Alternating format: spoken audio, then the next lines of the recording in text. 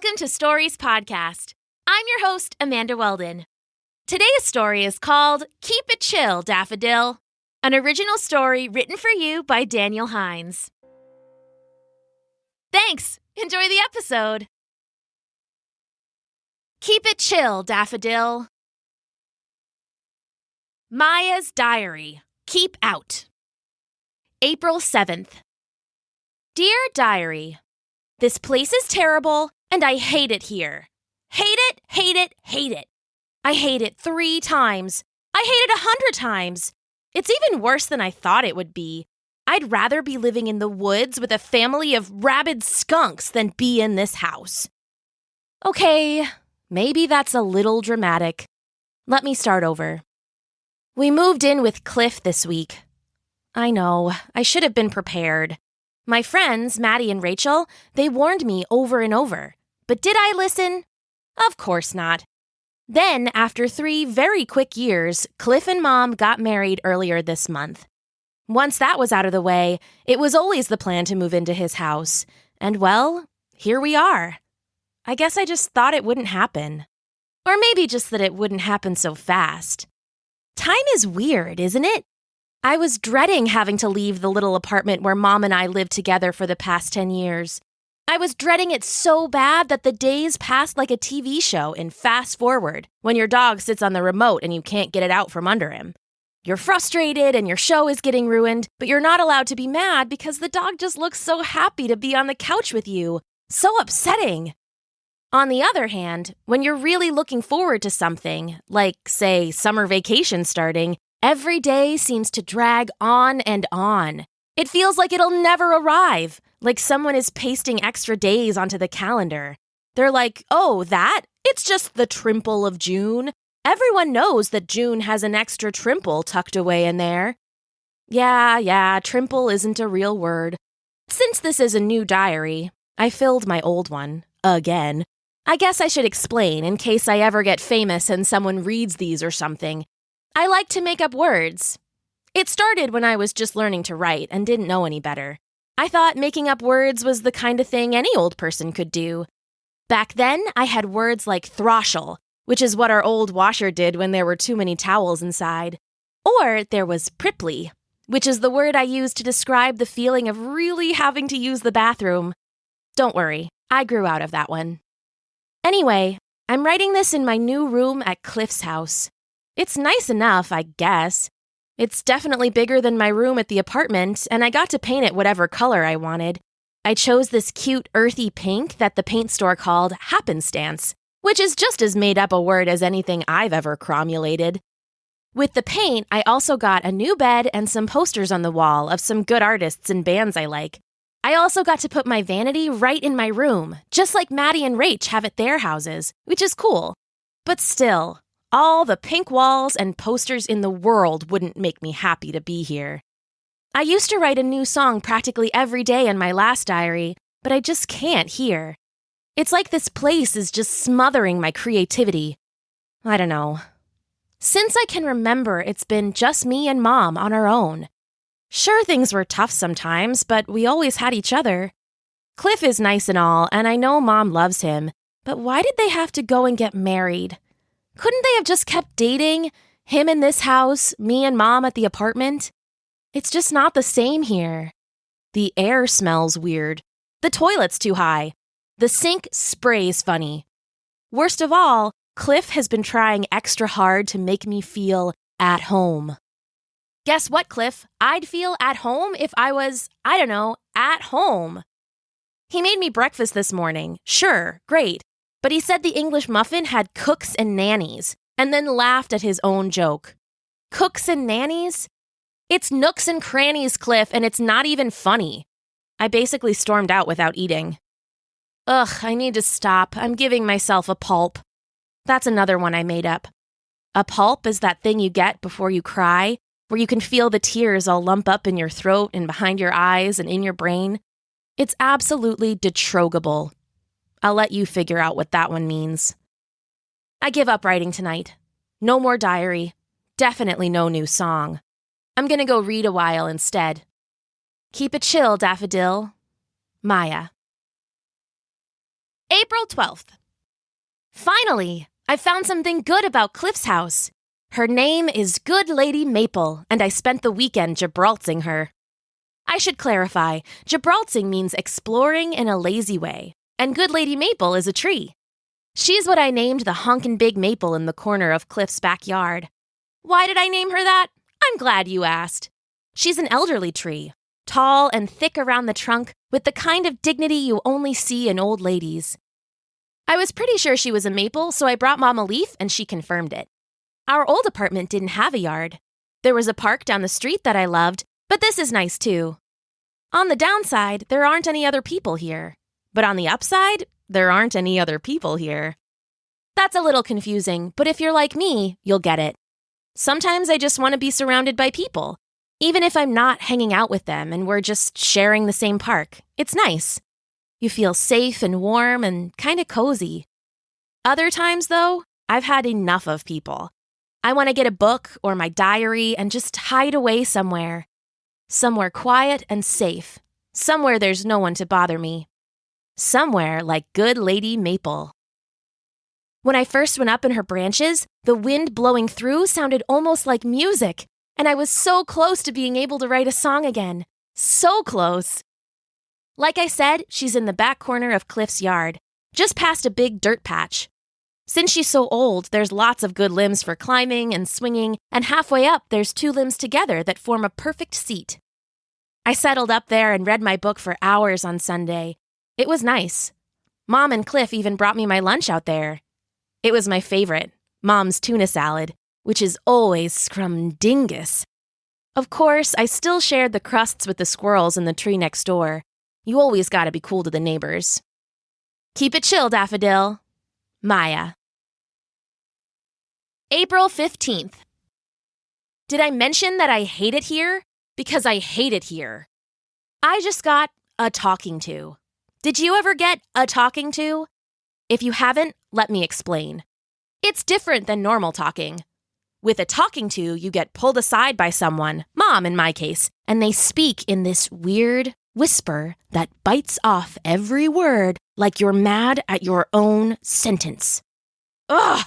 All I did was put my feet up on Cliff's stupid table. I know, he asked me not to, but whatever. It's just a table.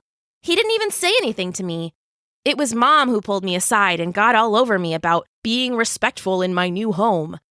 I didn't say anything to her because I didn't want to get in more trouble, but my home? I don't think so. This is Cliff's house. I'm just a Martian who happened to crash land here. At least that's what it feels like. Anyway, I got out of there as fast as I could. I'm writing this from Good Lady Maple now. Up here where I sit, it feels like my own little world. The rustling leaves are my walls, and these thick old limbs are my furniture. There's no Mom, and no Cliff, and no anyone. That makes me think. All the by-yourself words are sad. Like lonely, alone, isolated, remote. They all sound so negative. I need a word for when you're alone but happy. Really, it's ridiculous it doesn't already exist. So let me see. Alone but happy. Sotent. I'm feeling sotent. Keep it chill, Daffodil. Maya. April 20th. For homework today, we have to write a poem. A poem. Normally, I'd be all over this. Well, I didn't really like poems until my mom pointed out that they're just songs without music. Obviously, I love writing songs, so that kind of gave me a window into poetry. Now, when I read a good poem, I kind of sing it too. It really helps. Anyway, I've been having trouble writing poems or songs or whatever lately, so I thought I was going to fail this assignment for sure, but that kind of gave me an idea. What if I wrote about what's giving me trouble? Well, once I had that idea, the song basically wrote itself. I guess I've been having a lot of feelings lately. Big surprise there. Anyway, I just finished for class. Turns out it's pretty easy to rhyme when you don't mind a few made-up words. You want to hear it? Okay.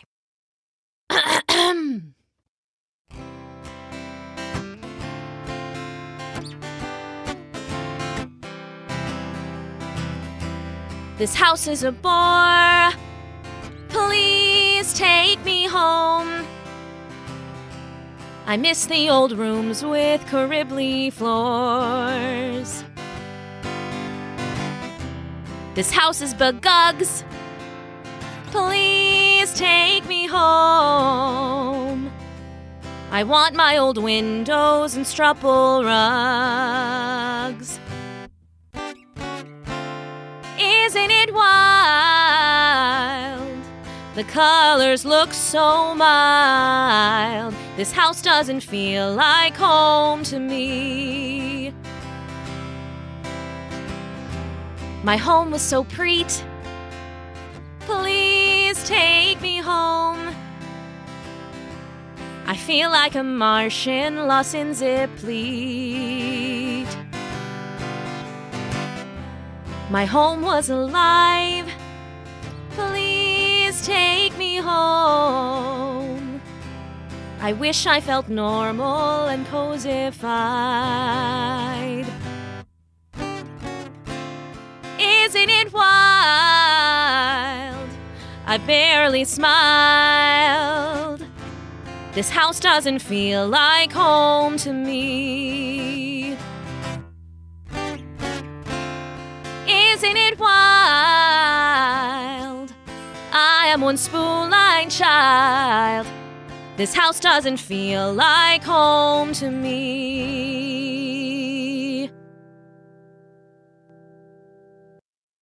Keep it chill, Daffodil. Maya. April 22nd. I'm in my room hiding under the covers. This place is the worst. I just want to go home. I want to go to my real home, my apartment. I want to stop crying. This is all so stupid. Ugh, okay. Get it together, Maya. You're a strong, beautiful, hilarious, talented girl. Come on now. Okay. So, basically, Cliff hates me. I went out back to go sit in the good lady maple, and the ground under her was all disturbed. When I got closer, I saw Cliff had buried some hard flagstone all around the tree. What, does he want me to fall and crack my head? I guess climbing his tree is even worse than putting my feet up on the table. What's next? Some kind of pit and spikes? Or maybe a crocodile-filled moat? I don't know what, but it's definitely not welcoming, and I'm feeling completely and utterly excommunicated by the whole situation. In case you're wondering, that's a word I just made up for angry and sad and insulted all at once. It's a big feeling. So big it feels like it might burst right out of my chest. Whatever, I live here now, and he wasn't going to scare me off that easy. I picked my way over the rocks and climbed up Good Lady Maple anyway. I started to read my book, but I was so bestupid that I just gave up and went inside after only an hour. And here I am, writing this entry. I'm trying with Cliff, but just when he seems okay, he goes and changes my only favorite spot. I'm just over it. They called me for dinner and I told them I wasn't hungry. I'm not either. I'm too full of feelings to eat anything. Does that make sense? If you have feelings like I do, you'll get it.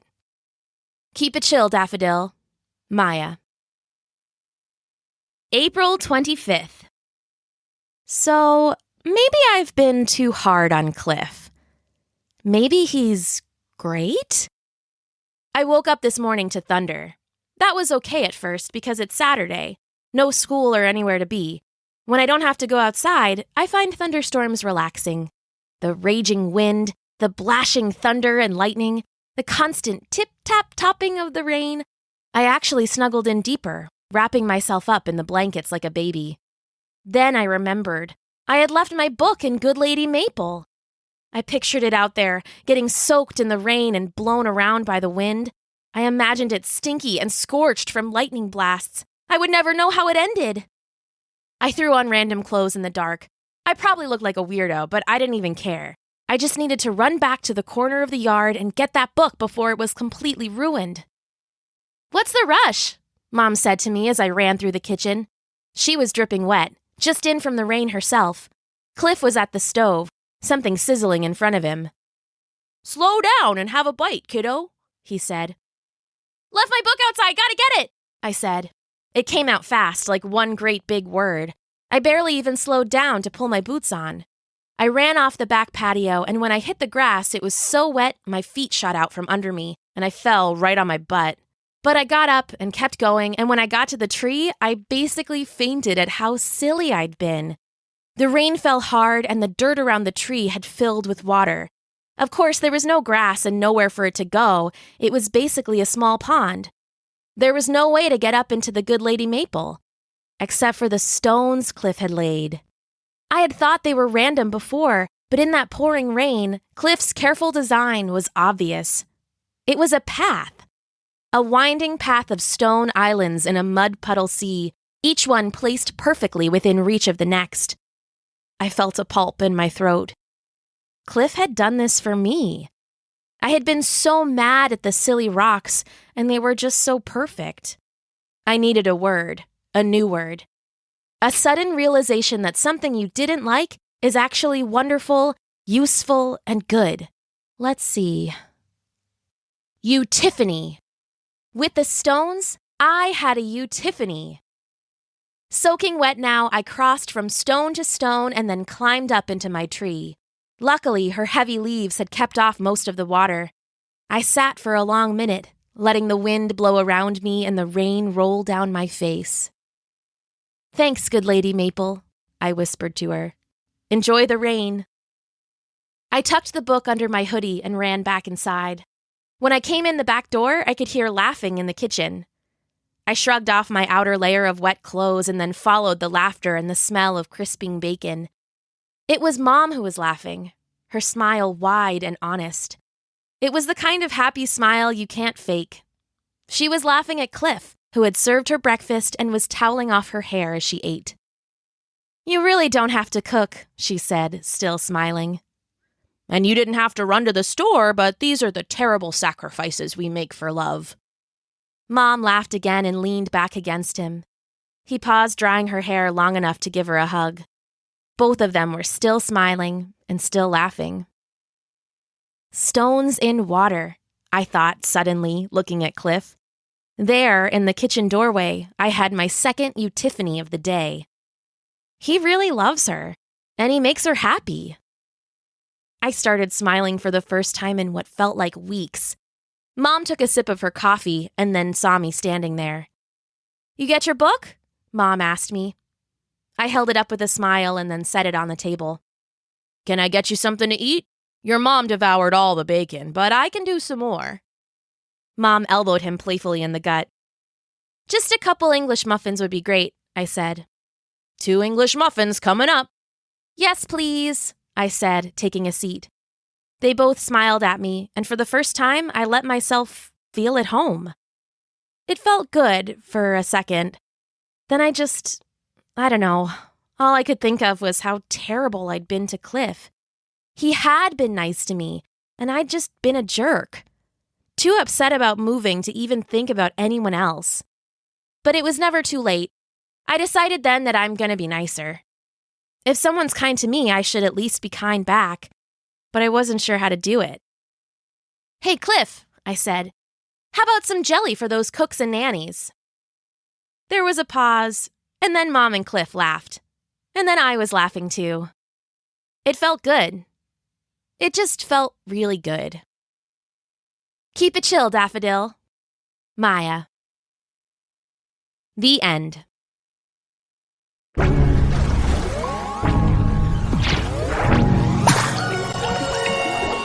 Thanks for listening!